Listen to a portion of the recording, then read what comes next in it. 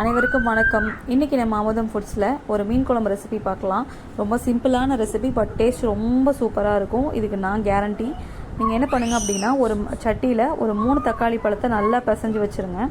அந்த தக்காளி பழத்தை பிசைஞ்சிட்டு ஒரு 4 பச்சை மிளகா உடச்சி போட்டுடணும். ஒரு 2 டேபிள் ஸ்பூன் அமுதம் குழம்பு மிளகாத்தூள் ஆட் பண்ணிக்கோங்க. நம்ம அமுதம் குழம்பு மிளகாத்தூள்லே கடுகு, சீரகம், சோம்பு, வெந்தயம் எல்லா ஐட்டம்ஸும் நம்ம போட்டிருக்கோம். அதனால் எக்ஸ்ட்ராவாக நீங்கள் எதுவுமே ஆட் பண்ணணும்னு தேவையில்லை. அப்புறம் புளி பேஸ்ட் வந்து நீங்கள் ஒரு 2 டேபிள் ஸ்பூன் 2 குழிக்கரண்டி ஆட் பண்ணிக்கோங்க. உங்களோட புளிப்பு சுவைக்கு ஏற்ற மாதிரி நீங்கள் ஆட் பண்ணிக்கலாம். இந்த புளி பேஸ்ட் எப்படி ப்ரிப்பேர் பண்ணணும் அப்படிங்கிறத நான் நெக்ஸ்ட்டு ரீலில் சொல்கிறேன்.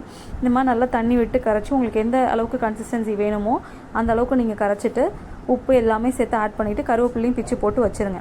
இதில் வந்து நம்ம இது எல்லாமே நாகப்பட்டினம் சைடில் இப்படி தான் வந்து குழம்பு கூட்டி வைப்பாங்க. நம்ம எண்ணெய் ஊற்றி வெங்காயம், தக்காளி, பூண்டு இதெல்லாம் போட்டு வதக்கி அந்த மெத்தட்லாம் தேவையே இல்லை. இந்த மாதிரி ஒரு டைம் ட்ரை பண்ணி பாருங்கள். ரொம்ப சிம்பிளான ரெசிபி, பட் டேஸ்ட் ரொம்ப சூப்பராக இருக்கும். ஒரு மண் சட்டி சூடானோன்னு நல்லெண்ணெய் ஆட் பண்ணிக்கோங்க. இதில் நம்ம அமுதம் தாளிப்பு வடகம் போட்டுக்கோங்க. இந்த வடகத்திலே பூண்டு, வெங்காயம், சின்ன வெங்காயம், கறிவேப்பிலை, கடுகு, சீரகம், சோம்பு எல்லா ஐட்டம்ஸும் இருக்குது. அதனால் இது ஒன்று போதும் தாளிப்புக்கு.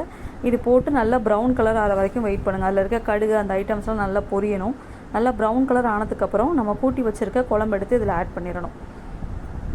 ஆட் பண்ணிவிட்டு மாங்காய் பீஸ் உங்களுக்கு தேவைப்படுச்சு அப்படின்னா மாங்காய் ஆட் பண்ணிடுங்க. போட்டுட்டு நல்லா லிட்டு போட்டு க்ளோஸ் பண்ணி நல்லா கொதிக்க விடணும். இதோட பச்சை ஸ்மெல் எல்லாமே நல்லா போகணும். கொதிச்சு இப்போ தண்ணியாக இருக்கு இல்லையா, இது அடுத்த ஸ்டேஜுக்கு அடுத்த கன்சிஸ்டன்சிக்கு வரும், கொஞ்சம் திக்காக மாறும். இந்த மாதிரி புளி பேஸ்ட்டை நீங்கள் வந்து ரெடி பண்ணி கண்ணாடி பாட்டிலில் ஸ்டோர் பண்ணி வச்சிங்கன்னா அது 1 வீக் வரைக்குமே நல்லாவே இருக்கும். இது எப்படி செய்யணும்னு நான் உங்களுக்கு நெக்ஸ்ட் ரீலில் சொல்கிறேன். சைட் பை சைடு வந்து ஃபிஷ்ஷுமே வறுக்கிறதுக்கு மேரினேட் பண்ணியாச்சு. அதுலேயுமே நம்ம எந்த மசாலாவும் சேர்க்கல. ஜஸ்ட்டு நம்ம அமுதம் குழம்பு மிளகாத்தூள் மட்டும்தான். புளி பேஸ்ட்டு, அமுதம் குழம்பு மிளகாத்தூள், உப்பு இதை போட்டு ஜஸ்ட் மேரினேட் பண்ணி வச்சுட்டு ஃபிஷ்ஷை வறுத்து பாருங்கள். ரொம்ப டேஸ்ட்டு நல்லாயிருக்கும். இப்போ இடையில ஒரு டைம் ஓப்பன் பண்ணி நல்லா கிண்டி விட்டுட்டு க்ளோஸ் பண்ணிடுங்க. திரும்ப ஒரு 5 மினிட்ஸ் கொதிச்சதுக்கப்புறம் பார்த்தீங்கன்னா குழம்போட டெக்ஸ்சர் இப்படி தான் இருக்கும்.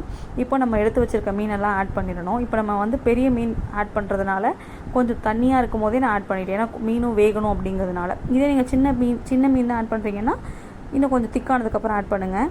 நல்லா ஆட் பண்ணிவிட்டு லிட்டு போட்டு க்ளோஸ் பண்ணி நல்லா கொதிக்க விடுங்க. கொதிக்க விட்டதுக்கப்புறம் ஃபைனலாக இப்படி தான் இருக்கும் நம்ம குழம்போட டெக்ஸ்சர். சூப்பராக இருக்கும். ட்ரை பண்ணி பாருங்கள். உங்களுக்கு நம்ம ப்ராடக்ட் தேவைப்படுச்சுன்னா ஸ்க்ரீனில் தெரிய நம்பருக்கு வாட்ஸ்அப் பண்ணி வாங்கிக்கோங்க.